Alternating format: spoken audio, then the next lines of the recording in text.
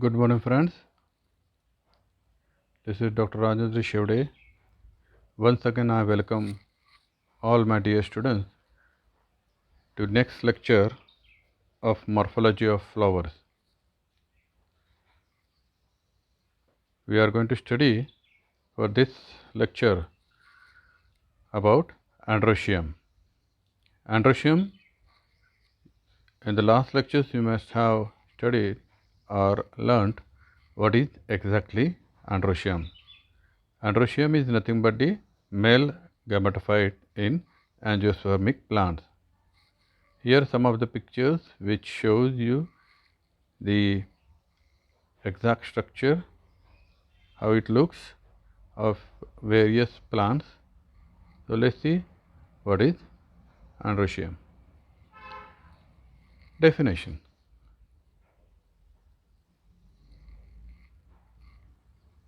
Androecium is nothing but the male reproductive organ, also called as microsporophyll in angiospermic plants. The androecium is the third set of floral organs composed of stamens or microsporophylls. Ordinarily, each stamen is composed of a slender stalk-like filament supporting a knob-like spore case or the anther. Below in the picture, which shows you the three diagrams about the stamen with its parts. A shows the dorsal view, whereas B is the ventral view.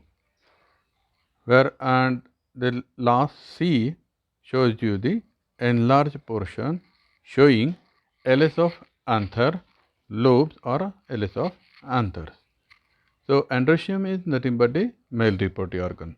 It is also called as microsporophyll in angiospermic plants.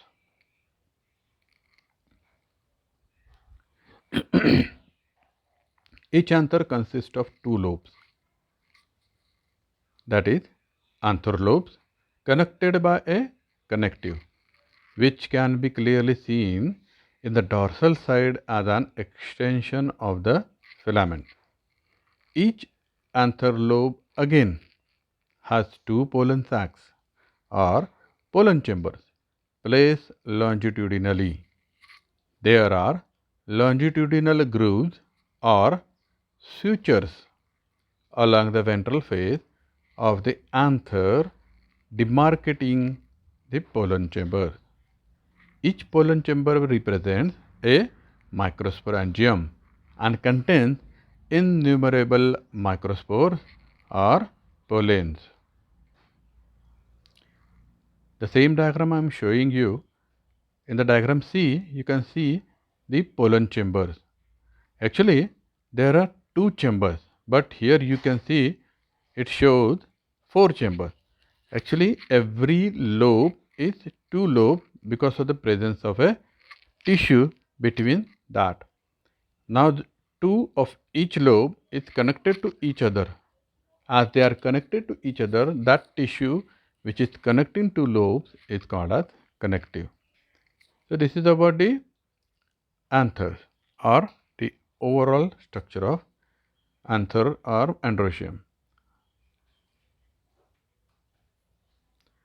Let's see what are the parts of androecium. So, there are three parts. The first one is filaments. In rare case, a stamen may be devoid of a filament, or they are sessile, as in the stamens of Arum maculatum. On the other extreme, a stamen may not develop any fertile anther when it is sterile and termed a staminode, as in Canna. In the latter case, it is also petaloid. The showy labellum of Cytamini is formed of staminodes. In water lily, the filament is flat, showing its transition from petals. Below is the diagram which shows you the different types of filaments. First figure shows the absence, total absence of the filament, whereas the second figure is the flower of canna, where it is not developed any fertile anthers, and that's why it is called as staminode. And the last one is the structure of or the flower of water lily, where the filament is flat and showing its transition from petals. So filaments are looks like petals. So this is about the filament.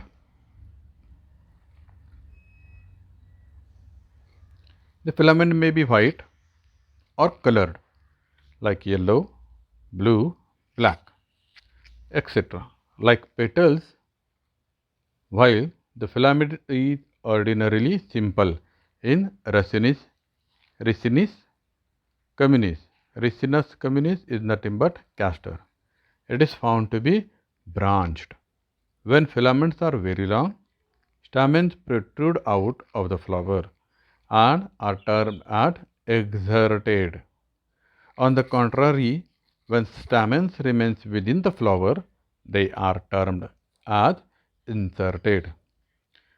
Filaments sometimes bear appendages.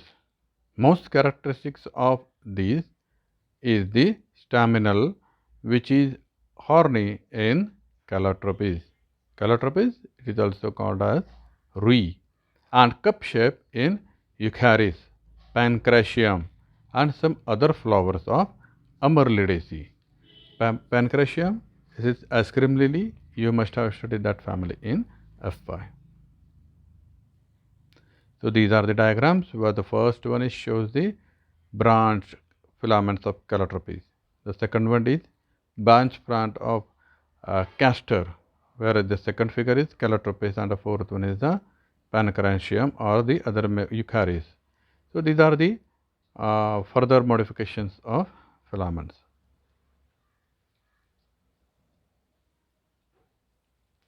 So next part is connective. Let's see what is connective. Ordinarily, the connective is a patch of tissue connecting the two parallel anther lobes. It is a prolongation of the filament and contains the conducting strands. The connective, however, may be extremely small or altogether wanting, as in some species of Euphorbia and in Adathoda zalenica. Adathoda zalenica is nothing but Adurusa, or it belongs to family Acanthaceae, where the anther lobes are very close together. This condition is termed as discrete. The second, in the lime tree, that is Tilia, and in Fusticia genderusa, it is a Acanthaceae member, the connective is called divaricate, as it develops in such a way that the two anther lobes are separated from one another. The third one, in Salvia, it belongs to family Labiatae.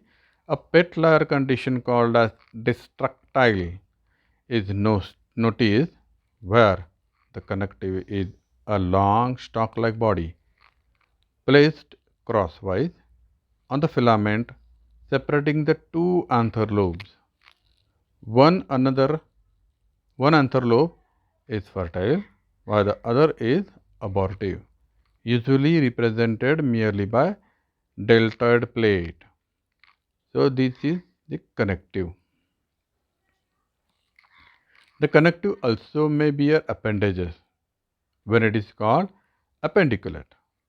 The connective is prolonged into a feathery appendix beyond the sagittate anthers of the oleander, that is Nerium odorum, in some other flowers of Apocynaceae.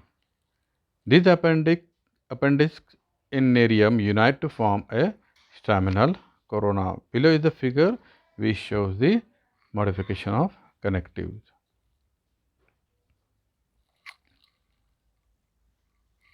And last part of androecium is anther. All angiospermous anthers are bilobed and quadrilocular, that is formed of 4 microsporangia at an early stage of development, and this condition is seen in most mature stamens. Rarely, however, the anther becomes unilocular or one-chambered, either by the abortion of one lobe and destruction of the portion wall between the two chambers, or the destruction of the entire partition tissue separating the 4 chambers. This condition is seen in the family Malvaceae. The grooved ventral side of an anther usually faces the gynoecium, or the entire center of the flower, and this condition is known as introse.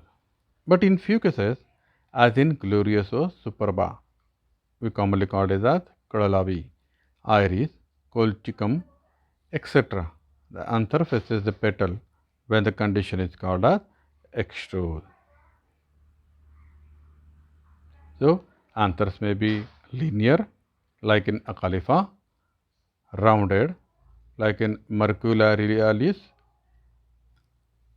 sagittate, like in Vinca, cyanose, peculiar shape appearance as seen in cucurbits, reniform, that is in China rose, etc.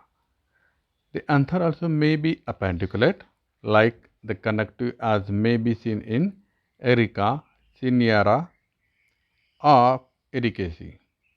Below is a figure showing you the various types of anthers: unilocular or reniform in hibiscus, then A, which is the linear in Acalypha, B, it is rounded in Mercurialis, C, a sagittate in Vinca, it looks like a arrow, then D, spinos in cucurbit, and the last one is appendiculate in Erica cinerea. So, these are the different anthers. So, let us conclude what we have studied today. We have studied what is androecium, that is nothing but a male reproductive organ, also called as microsporophyll in angiospermic plants. And then what are the parts of androecium? So, what are the parts of androecium? That is filaments, connectives and antherlobe. So, with this all, for the first chapter or the third chapter of morphology of flower, that is about the androecium, what is exactly the androecium and its parts we have studied. Now, in next chapter, we will study the insertion of the anthers, that is adhesion and cohesion, which is one of the most important part of your syllabus. So, thank you very much for listening to this video, and please read it carefully, learn it, and if you have any queries, please SMS me or WhatsApp me. Thank you very much.